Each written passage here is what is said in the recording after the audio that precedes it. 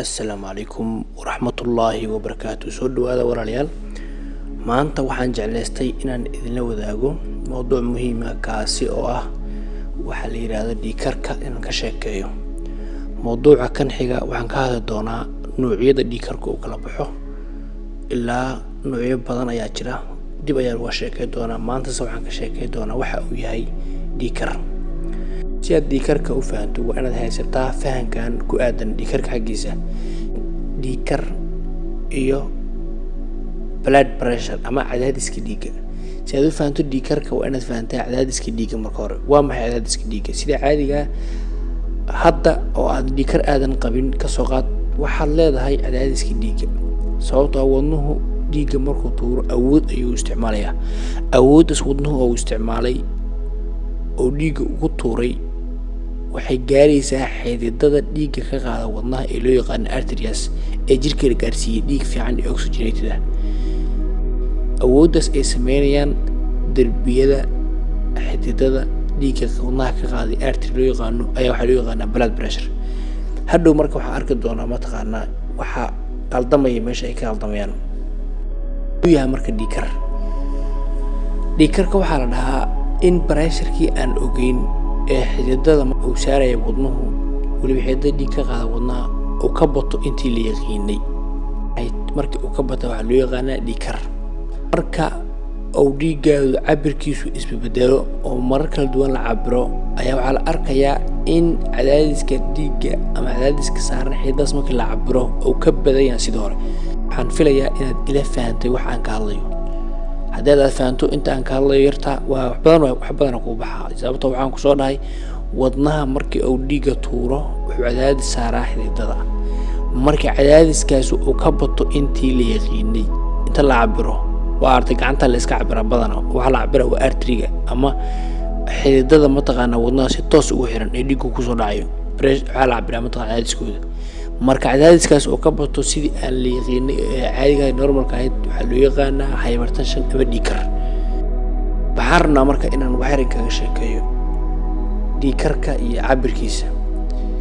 Hay'adda u qaabilsan mataqaanaa wadnaha cudurrada wadnaha ku dhaca iyo ka hortagooda iyo daaweyntooda Mareykanka ayaa waxay soo saartay sharci lagu kala ogaan karo dhiigkar goorma ayaa mataqaana la dhihi karaa qofka iyo goorma uu dhow yahay xaaladda noocaas kala saaristiisa. Laba sharci ayaa jirta. Sharcina waa sharci 2003 soo baxay oo hore, sharcina waa sharci dambe oo 2017 soo baxa. Adiga marka waxa maxay ka anfacay waa inaad ogaataa meesha go'aan lagu qaadan karo. Sharciga 2003 aan ku sheegaa qofka maxaa goorma la dhihi karaa waa fiican yahay. Sharciga 2003 ay soo saartay hay'adan ugu weyn mataqaana Mareykanka ee dhanka wadnaha waxay leedahay 120 waa inuu dhiigga qaybta kore ka yaraadaa 80 waa inuu ka hooseeyaa mataqaana qaybta hoose. Dhiigga qaybta kore iyo qaybta hoose badan soo baxay marka la cabiro systolic iyo diastolic. oo ah systolic waxa waaye marka wadnaha uu tuurayo dhiigga waa uu aruurayo. Diastolic wadnuhu mataqaana gala waa xaalad kala bax oo nasiina ah. marka qaybta kore marka saacada ka soo muuqanaydo 120 waa inaysan mataqaana dhaafin ee ka yartay leeyihiin. sharci 2003 ka hadlaa 80 waa in mataqaana uu ka hooseeyo. sharci 2003 sidoo kale wuxuu leeyahay qofkan dhiigkar ayuu halis ugu jiraa oo riski ugu jiraa macnaha waa soo foosay raba cabsiya jirta. macnaheedu waxay tahay markii dhiigga qaybta kore oo 120 kii aan qiinay ilaa 39 uu gaaro kan hoosana uu yahay 89 dhiigkar oo goorma dhahaya marka qolada 2003 waxay leeyihiin 140 haddii uu ka badan yahay qaybta kore qaybta hoosana 90 ay ka badan tahay. sharcigaas waa sharcigii 2003. sharciga 2017 wuxuu leeyahay qofkan waa fiican yahay haddii 120 oo ka hooseeyo sidoo kale 80 oo ka hooseeyo. sharciga 2003 xaq iska leeyihiin. sidoo kale waxay qaateen mataqaanaa sharciga qaybta qofkan halis ugu jira go'aan la dhihi karaa 120 ilaa 129 qaybta kore qaybta hoose 80 markuu yani ka hooseeyo. marka kii hore wuxuu ahaa qaybta kore 120 139 intaas ma qof ku dhaxeeyo riski ama khatar ugu jiray. kan waxa waa 120 129 ina fahantina filaha goorma dhihi karaan qolada 2017 sharciga soo saareen waxay dhaheen mata qofka dhiikar qaba waxay dhihi karaan waxaan dhihi karnaa 130 kor markuu ka sareeyo hoosna 80 ay ka sareeyo waxay moodaa marka qaybtan dambe in mataqaana aad mataqaana markeedu u yaryahay oo qofku lambar yar ba uu gaari karo in uu mataqaana meeshii hore uu ka ahaa 140 iyo wixii ka sareeyay kan waxay leeyihiin 130 sababtan waxaa keenay adduunka hadda waxaa isbedelay hab nololeedka dadka dhan noloshoodii iyo waxay noqotay nolol stress nolosha dadka dhan waxay noqotay nolol cusbo iyo aan ka maarmeynin nolosha noocaas oo taasaana keentay marka wax badan ay isbedelaan maxaa lagu garan karaa marka dhiikar inuu jiro maxaa ku garan kartaa marka laga soo tago cabiraadaas dhaqaatiirtu ay soo raaceen wax badan lagu gartaa ma jiraan dadka qaar waxaa jira 5 sano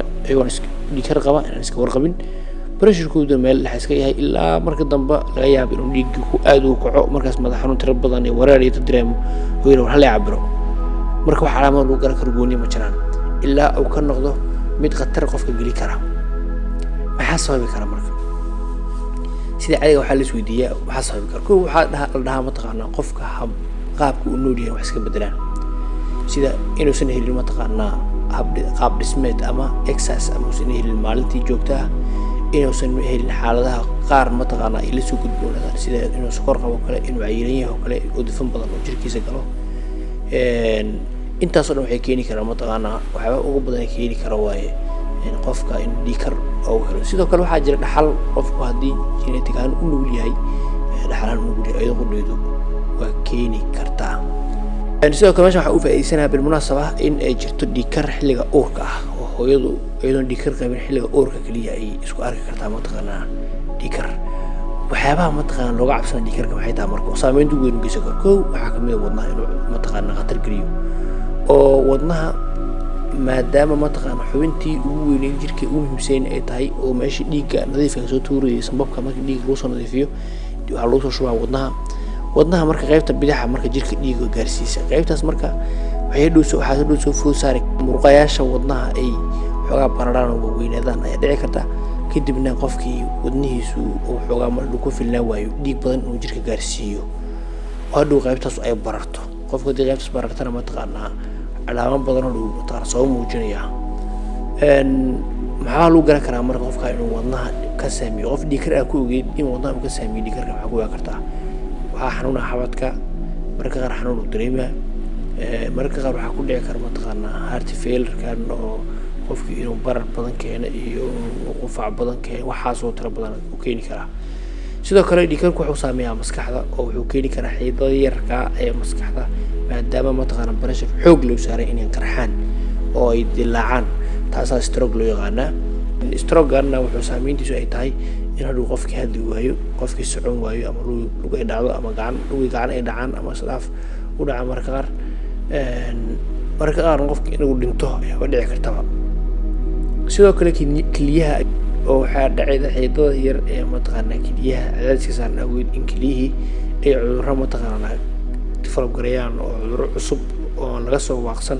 laga soo kabsan inay yimaadaan sidoo kale indhaha ayuu mataqaana khatar geliya xididdada yarka indhaha ayaa mataqaana khatar geliya oo laga yaabaa inuu dilaac ku gaaro dhiig ku furmo indhaha qaybaha dambe waxa loo yaqaanaa ama retinopathy loo yaqaanaa oo dhiikar sameeya xididdada yarka yartiina sidee marka lagu daaweyn karaa ama lagu hortagi karaa waa in qofku mataqaana uu sameeyaa lifestyle-kiisa wax ka bedela oo hab nololeedkiisa wax ka bedela oo exercise sameeya maalintii ilaa 30 daqiiqo exercise inuu sameeya ilaa 5 maalin isbuuciga inuu kama aalmiitaya wax sameeya exercise sameeya caloosha miisaanka caloosha mataqaana xeedis ka jira xoog dhiid fiican sameeya waa inuu san sigaarkii wax noocaas cabin iska joojiyo duu qof cabayahay waa inuu raashin wax u gala oo isticmaala oo cusbadu mataqaana ay ku yartahay cusbada markay ku yartahay sidee mataqaana inaad dhahdo maahan waa caafimaad qaba pressure ma qabo pressure ha qabin laakiin wadadii pressure ku cilaayay hadii wax cusbada ku badiyeen marka ninka maqaayada gad ama xaafad inaad tiraahdo cusbada naga yaray waxay ka mid tahay mataqaana